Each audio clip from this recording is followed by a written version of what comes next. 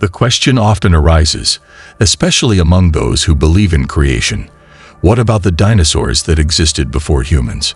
Do we even believe in dinosaurs? What about small creatures and repulsive insects? Why did Allah create them? What should we say about them? The most relevant aspect when discussing the creation of animals is how it relates to us as human beings. Allah created us at a midpoint between angels and animals. Angels have no desires or free will.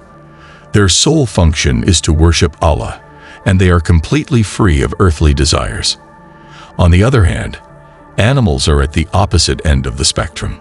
They lack reasoning like angels and do not worship Allah in the same way. Animals are driven solely by their desires, without restraints or responsibilities.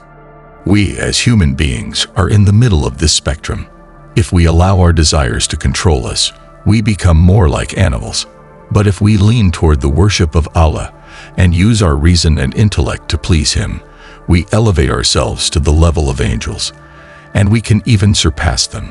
This is because angels have no choice in their worship, whereas humans do, and by choosing to worship Allah, we demonstrate a higher level of devotion. However, we also have the potential to be worse than animals because animals are not held accountable for their lack of reasoning. That is why it is important to reflect on where we stand on this spectrum.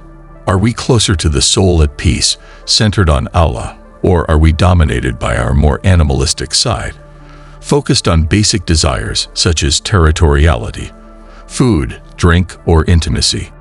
Regarding the chronological order of creation, Islam clearly teaches that animals were created before humans. This is established in an authentic hadith in which the Prophet Muhammad, peace be upon him, said that Adam was the last of Allah's creations. This shows that Allah fully prepared the scene before the arrival of humans, putting everything at our service. In the Quran, in Surah Luqman, Allah says, "He created the heavens without pillars that you see, and established the mountains firmly upon the earth, so it would not shake, and scattered throughout the earth all kinds of creatures."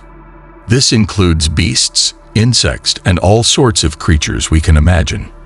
Before the arrival of humans, dinosaurs, beasts, and other forms of life already existed, demonstrating Allah's immense wisdom in preparing everything for our existence. Even creatures like cockroaches existed millions of years before dinosaurs, according to science.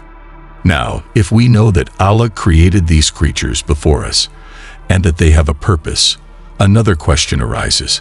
Why do animals like cockroaches or rats exist, which many find repulsive? Subhanallah, even these creatures have a benefit in the ecosystem. Allah creates nothing without purpose. I recall my personal experience with cockroaches. I grew up in a place where cockroaches were everywhere. There were times I avoided going into the kitchen because I knew I would encounter them. However, upon reflection, we understand that these creatures, as unpleasant as they may seem, have a purpose that we may not fully comprehend, but is part of the balance created by Allah. I remember as a child that after 10 p.m., cockroaches would take over. It was their moment. I suppose this became a small theological crisis for me. Why are there cockroaches in the world? The simple answer is that Allah created these animals as a form of sustenance, risk, for other living beings. Every creature has a purpose in the ecosystem, and Allah has designed a perfect balance where all creatures, even those we find annoying, fulfill a vital function. For example, a bird feeds on ants while alive, but when the bird dies, the ants feed on it.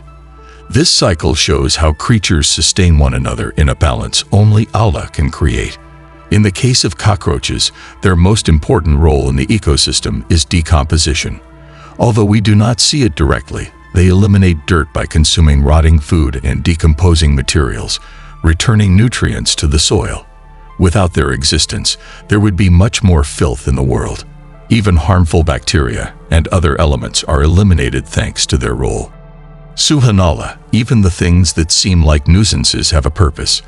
They play a greater role in the balance that Allah has established. He did not create a single insect or animal without purpose. Everything in His creation is designed with justice and balance. Additionally, animals have abilities that we humans do not possess. For example, there are creatures that can see spectrums of colors and lights invisible to us.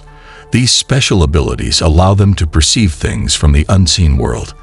The Prophet Muhammad, peace be upon him, mentioned that when you hear the crowing of a rooster, ask Allah for his blessings, for the rooster has seen an angel. Conversely, when you hear the braying of a donkey, seek refuge in Allah, for the donkey has seen a shaitan. Even in their sounds, there are lessons and blessings for us. Beyond their roles in the ecosystem, animals also teach us spiritual lessons. They can be our ticket to paradise or hell. The Prophet, peace be upon him, narrated the story of a woman who, despite being a prostitute, was forgiven by Allah and granted Jannah, paradise, because she showed compassion toward a thirsty dog. She used her shoe to draw water from a well and gave it to the dog to drink. In contrast, another woman was punished with the fire of hell because she locked up a cat, denying it food and water, and did not allow it to seek its own sustenance. These stories show us that animals are a source of rahmah, mercy, for us. By caring for them and treating them with compassion, we can find Allah's mercy and attain paradise. However, by mistreating or neglecting them, we may distance ourselves from His mercy. Every interaction with them can be an opportunity to demonstrate kindness and draw closer to Allah. We must view this matter from an optimistic perspective. We should not think, there are many humans dying today.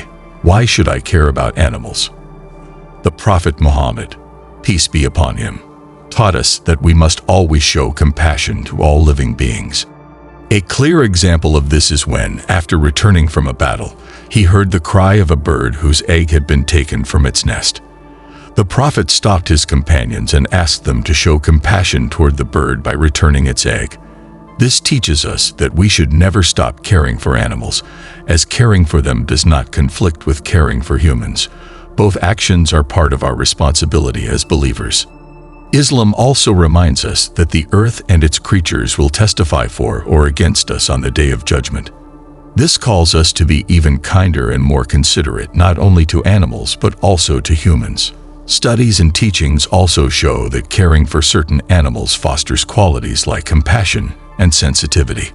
For instance, it has been scientifically observed that cat owners tend to develop greater empathy and gentleness. Perhaps this is one of the reasons why the Prophet Muhammad, peace be upon him, showed so much affection toward cats.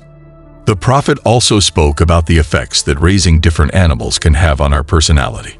He mentioned that a time of great tribulation, fitna, will come when a man's most valuable possession will be his sheep. During that period, the safest person will be the one who can take his sheep to a secluded place, away from corruption and chaos, using the sheep as a source of sustenance. Conversely, he said that those who own camels and horses often develop pride and arrogance due to their competitive nature and lifestyle. Bedouins who dealt with camels and horses often neglected their religion. On the other hand, the Prophet highlighted humility and gentleness as characteristic traits of shepherds.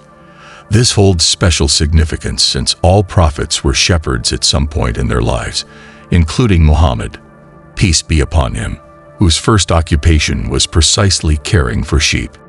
A frequently asked question is, can I have my pet in Jannah?